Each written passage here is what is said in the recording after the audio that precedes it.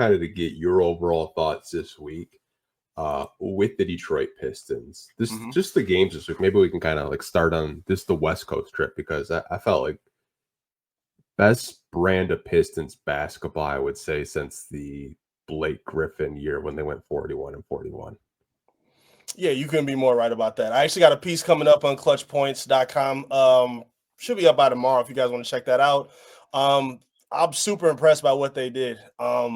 Even to the point of the blowout loss yesterday against Denver, it doesn't hurt that bad when you have the 3 games prior go the way that they did. So I wasn't even tripping about that.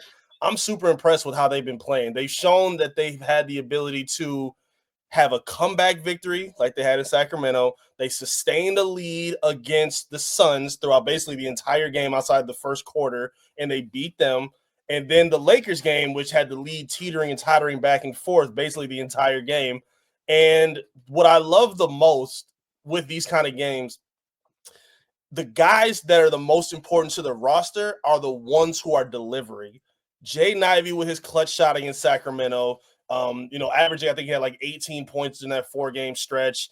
Cade still looking like a superstar, playing his behind off, doing what he needs to do. The average maybe 25, 28 points a game. He was fantastic. And again, these are the guys that you need to lean on.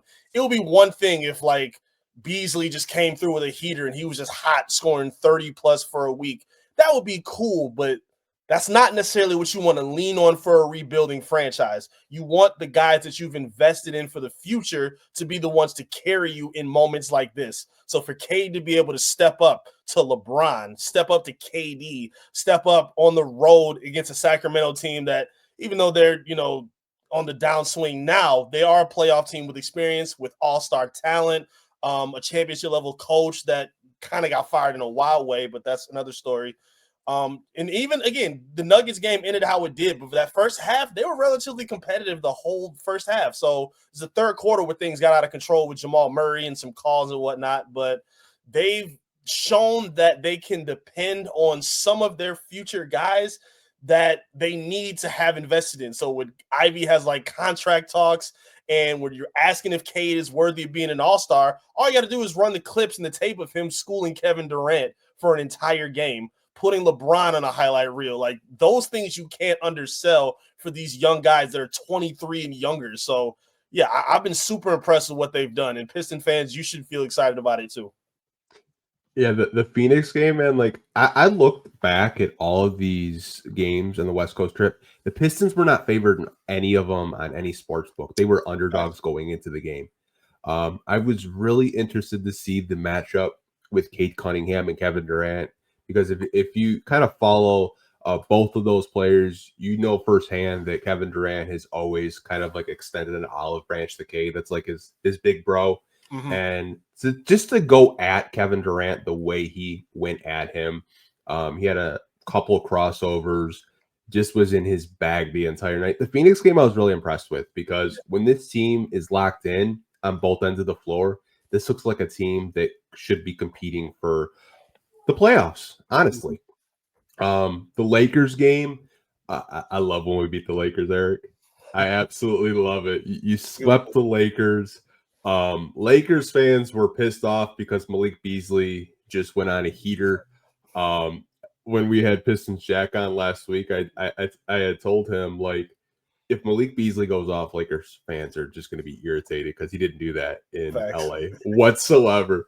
And, Cade had a really great game again against LeBron. Had a really great highlight where he just kind of kissed it off glass. And I thought those were two games where you have all-star voting coming up. Cade Cunningham is in that conversation to be an all-star. We'll get into that in a little bit later.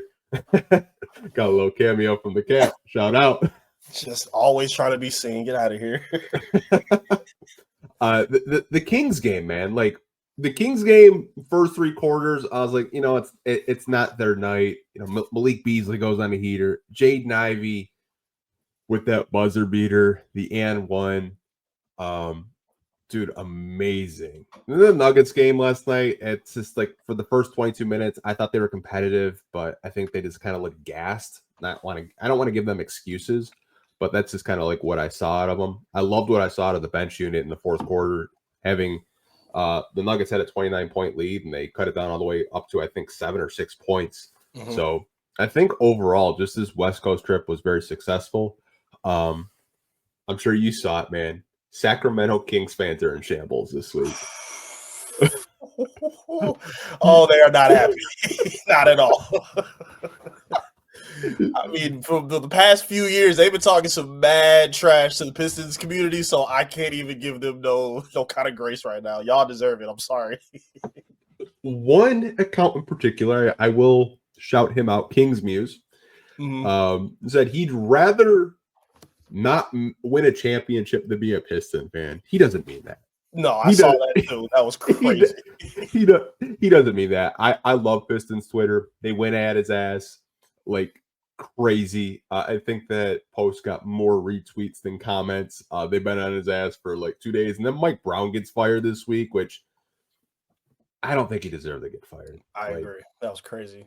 I think if you kind of follow the Kings and connect the dots with Rich Paul and Monty McNair and De'Aaron Fox not liking being called out, it was either Fox or trade Fox or keep Mike Brown, and they decided to fire another coach. But the whole firing of Mike Brown, to me, it just didn't sit right with me because he's a good coach. Especially considering what he said in his post game. He was very honest. He said, I told them to guard the 3. A layup doesn't hurt us. They can't take the lead with a layup. So whatever they get in the paint is fine. I told them to do that. So not only does De'Aaron Fox let up a 3, granted, I was with Kings fans and other NBA viewers. I don't like the foul baiting where you jump into somebody, but when you watch the replays, they're talking about, I think it was the broadcast that was saying, oh, the challenge, they got to review it. When you look at the review, Fox is grabbing Jaden's arm with 2 hands. So you lose your argument out of that immediately. So he put it out there. I told them what the game plan was. I told them to be disciplined on defense, and they didn't do it. So, yeah, I felt pretty bad for Mike Brown. He's a championship-level coach. He has more than enough experience, and his players failed him in that moment. That was not on him in any way, shape, or form. That was on them. Yeah, I mean, firing a coach that got you to the playoffs, the first time in, I think, 16 years. Yep. I think he was the third winningest coach in Sacramento Kings history, and you let that guy go because he called out the star player. I don't get it. I don't like it. I'm not a Kings fan, but just as a basketball fan, like, can you imagine if like JB called out Cade and then Gore's just like, yeah, you're fired? Like that would be wild. That would be absolutely wild. But I mean, their problem, not ours. It's payback for playing that clip of the San Francisco 49ers beating the Lions last year. Karma's a bitch. I forgot they did. Oh, never. Nah, I definitely don't feel bad. I totally forgot when the interception jumped off his face mask. They did play that before the game. Okay, never mind. Y'all deserve it. No issue with it at all. Shout out to my screw. Let's go. One pride up in here. Let's go.